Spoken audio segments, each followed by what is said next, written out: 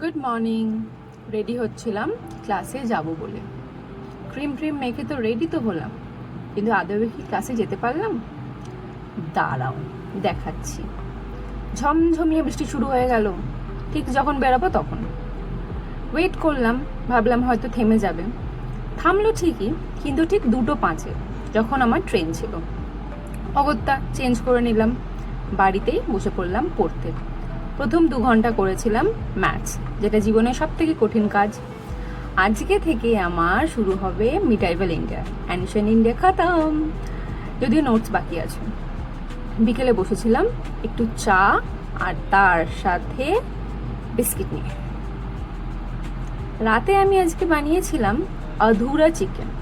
আধুরা হওয়ার কাহিনী এবং রেসিপি পরে অন্য একদিন বলবো।